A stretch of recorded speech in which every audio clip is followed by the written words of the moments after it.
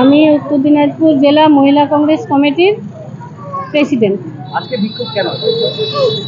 আজকে আমরা মহিলা কংগ্রেসের তরফ থেকে আজকে আমরা বিক্ষোভ কর্মসূচি নিয়েছি, একটাই কারণ যে 8 তারিখে আপনারা নিশ্চয়ই জানেন যে আমাদের একটা নামকরা আরজিকর হসপিটাল, সেখানে আমাদের একজন জুনিয়র মহিলা ডাক্তার মৌমিতা দেবনাথ কর্মরত অবস্থায় যেভাবে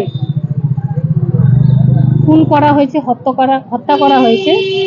শুধু খুন আর হত্যা নয়, আমরা যেটা জানতে পারলাম সংবাদ মাধ্যমের মাধ্যমে, যে রিপোর্টে যেটা ধরা পড়েছে যে ধর্ষণ করে তাকে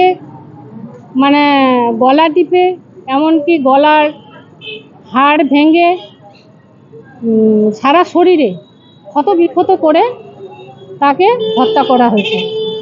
তো আমরা জানি যে আমাদের একজন মহিলা ডাক্তার হোক বা পুরুষ ডাক্তারই হোক, ডাক্তাররা আমাদের যেটা পরিষেবা দেয়, মানুষের পরিষেবা দেয়, আমরা সবাই যেটা পরিষেবা পাই, তো আমরা খুবই গর্বিত ডাক্তারদের জন্য।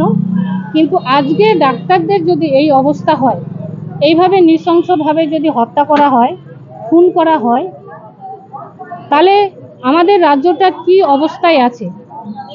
সেই জন্যই কিন্তু আজকে আমরা মহিলারা পথে নেমেছি, যে একজন মায়ের কাছ থেকে একজন মহিলা ডাক্তারকে কিভাবে কোল থেকে নিয়ে নিল, বিশেষ করে যারা কর্মরত অবস্থায় ছিল, ওখানে যে সিভিক ভলেন্টিয়ারের দায়িত্বে ছিল সঞ্জয় রায়, তাকে গ্রেপ্তার করা হয়েছে, সে নাকি এই ঘটনার সঙ্গে জড়িত। তা আমাদের মনে হয় শুধু সঞ্জয় রায় নয়, তাকে ধরেছে, আমরা খুব খুশি, তার শাস্তি হোক, এমনকি ফাঁসি হোক। আরও যারা মেডিকেল কর্তৃপক্ষ যারা জড়িত আছে, অবিলম্বে তাদেরকে কিন্তু গ্রেপ্তার করতে হবে, কারণ এই কাজটা এমন একটা ভয়ানক ঘটনা ঘটিয়েছে, এই কাজটা একা কারো পক্ষে সম্ভব নয়। আর রিপোর্টে যেটা ধরা পড়েছে, তার জন্যই আমরা বুঝতে পারছি যে আরও কিছু দুষ্কৃতী এর সঙ্গে জড়িত আছে। তাই আমাদের দাবি থাকবে মাননীয় মুখ্যমন্ত্রী মমতা ব্যানার্জির কাছে, এবং যারা যারা এই ঘটনায় জড়িত আছে তাদেরকে অবিলম্বে গ্রেপ্তার করুক, তাদের জন্য ফাঁসি হয়। আমাদের মহিলা কংগ্রেসের তরফ থেকে এই দাবি থাকছে। কারণ আমরা দেখেছি আজকে মৌমিতা দেবনাথ চলে গেল, কালকে হয়তো আমার মেয়ের এরকম হবে না, আমরা তো শিওর বলতে পারছি না। রাজ্যের বিভিন্ন প্রান্তে মহিলাদের উপর যেভাবে অত্যাচার হচ্ছে, নির্যাতন হচ্ছে, আপনারা জানেন, বলতে গেলে অনেক সময় লাগবে। কামধনু থেকে শুরু করে পার্ক স্ট্রিট, আমাদের জেলায় উত্তর দিনাজপুর জেলাও কিন্তু আমাদের এরকম ঘটনা ঘটেছে, সাহেবঘাটা, কালিয়াগঞ্জ, তো বিভিন্ন জায়গায় আমরা কিন্তু দেখতে পাচ্ছি। খবরের কাগজ বের করলেই আমরা দেখি কি গ্রামে কি শহরে আমাদের মা বোনেদের উপর অত্যাচার হয়, নির্যাতন হচ্ছে। কিন্তু কেন হবে?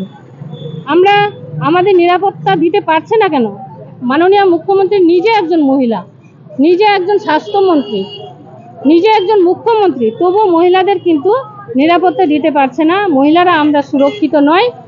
তাই আগামী দিনে আমাদের এই মহিলাদের মাননীয় মুখ্যমন্ত্রী এবং সরকারে যারা আছেন, তারা যেন আমাদের নিরাপত্তার ব্যবস্থা করেন, আমরা যেন সবাই শান্তিভাবে থাকতে পারি, আমরা মা বোনেরা যেন সুরক্ষিতভাবে থাকতে পারি। সেই জন্যই কিন্তু আমাদের সরকারের কাছে আমাদের একটা আবেদন। আর বিশেষ করে আজকের কর্মসূচি আমাদের সত্যি আমরা খুবই লজ্জিত। আমরা এই ভয়ানক ঘটনায় আমরা কি বলবো, মৌমিতা দেবনাথ যেরকম একজনের মেয়ে, আমার মনে হয় আমাদেরও মেয়ে, এরকম একটা ঘটনা ঘটে যাবে চোখের সামনে, তাহলে আগামী দিনে যারা বিভিন্ন ডিপার্টমেন্টে যারা পড়াশোনা করবে, যারা চাকরিতে কাজ করবে, তারা কিন্তু ভয়ানক ভীত হয়ে থাকবে। সবাই ভাববে যে কখন কি একটা ঘটনা ঘটে যেতে পারে। তো এইরকম যেন না হয়, আমরা সেই জন্যই দাবি করছি যে যারা দোষী তাদেরকে গ্রেপ্তার করুক এবং তাদের যেন ফাঁসি হয়। Justice for Moumita Debnath.